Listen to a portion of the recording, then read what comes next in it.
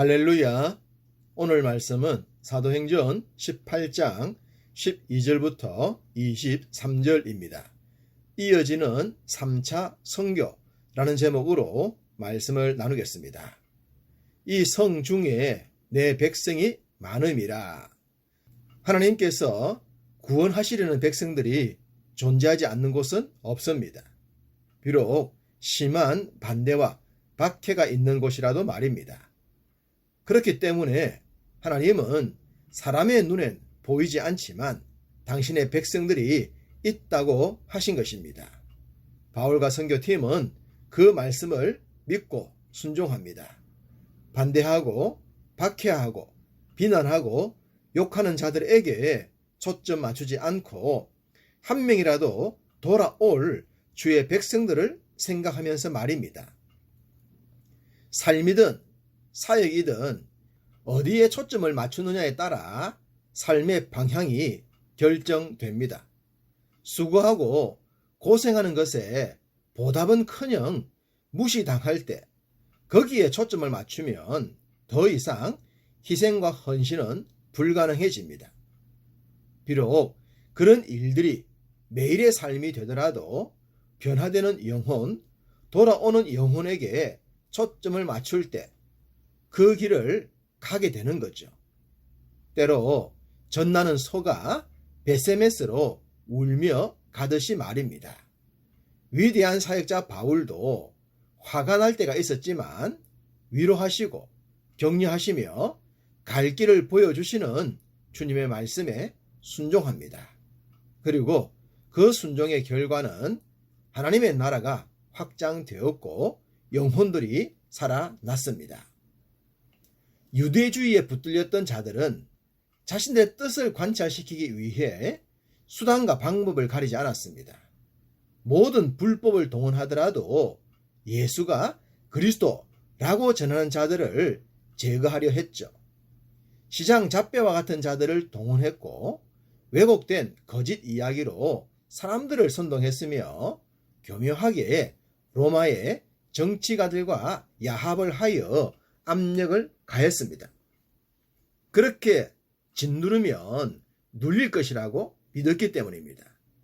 그렇지만 그들의 악행이 강할수록 주의 백성들은 더 강해졌습니다. 감옥에 가두고 죽이는 모습을 보여주면 겁을 먹고 물러갈 것이라고 생각했지만 그런 곳에서도 찬양했고 그런 곳에서도 전도를 했기 때문입니다. 사탄은 아무리 유혹해도 구원받기로 택정된 자들은 무너뜨릴 수 없다는 것을 압니다. 그렇지만 그들을 미혹하는 일을 멈추지 않죠. 그것이 사탄의 존재 목적이기 때문입니다. 유대주의자들은 쉬지 않고 복음을 전하는 바울과 그의 선교팀을 이번에는 로마 정권을 이용하여 제거하려 했습니다. 갈리오가 아가야 총독되었을 때에 유대인이 일제히 일어나 바울을 대적하여 법정으로 데리고 가서 아가야 지역의 총독이었던 갈리오 때에 유대인들은 큰 반란을 일으켰습니다. 그들이 일제히 일어나 바울을 법정으로 끌었죠. 우리가 많이 들어봤듯이 유대인들은 생존력이 탁월합니다. 어떤 상황에서도 재물을 모았고 자신들의 영향력을 나타내었죠. 비록 로마가 지역을 지배하고 있었지만 뒤에서 재물로 상당한 영향을 미쳤던 유대인들을 무시할 수는 없었습니다. 유대인들도 로마 지도자들이 자신들을 무시할 수 없다는 것을 잘 알고 있었습니다. 그래서 자신들이 일제히 일어나서 소동을 일으키면 로마도 자신들의 뜻에 따라줄 것이라고 믿었던 것이죠. 본문의 내용엔 그런 배경이 깔려 있습니다. 이들은 바울을 법정으로 끌고 간 후에 이 사람이 율법을 어기면서 하나님을 경외하라고 사람들을 권했다고 주장했습니다. 이들은 여전히 율법주의에 붙들려 있었습니다. 소위 율법이라는 수건이 얼굴을 덮고 있었던 것입니다. 그들은 스스로도 율법의 외적 조항을 지킬 수 없으면서 그것을 지켜야 하나님을 경외하는 것이라고 믿었습니다. 율법이 요구하는 내용 전체를 완벽하게 지킬 때에 완전해집니다. 육신을 가진 인생은 절대로 그럴 수가 없죠.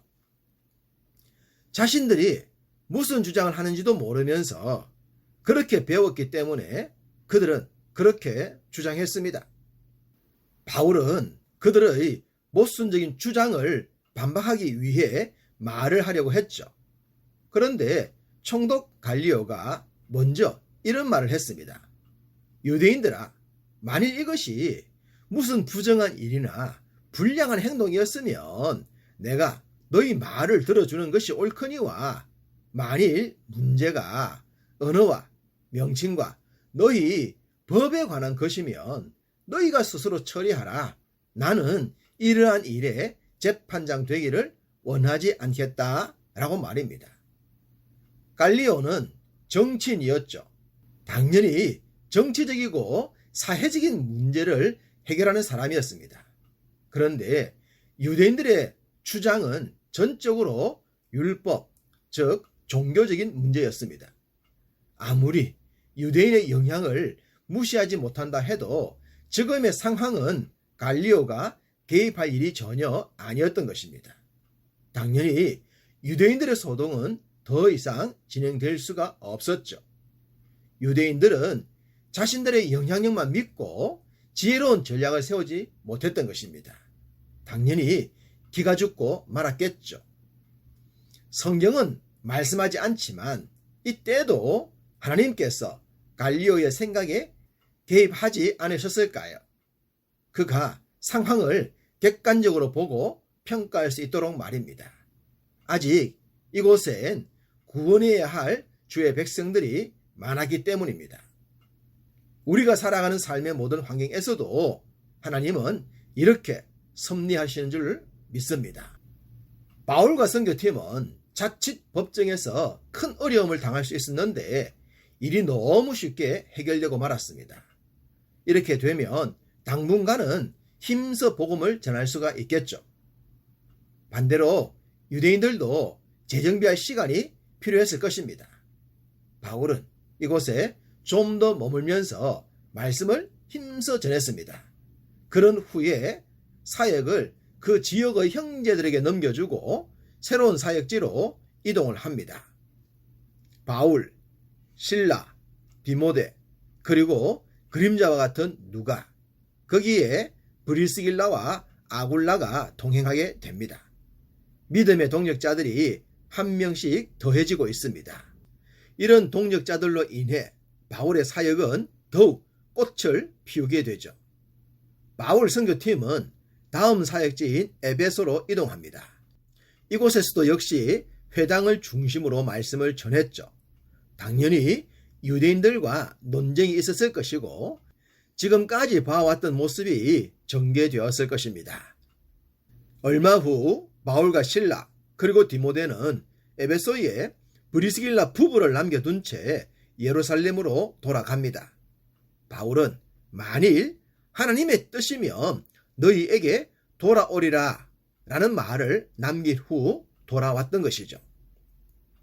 당시까지만 하더라도 전도 여행이 더 이어질지 확신이 없었을 것입니다.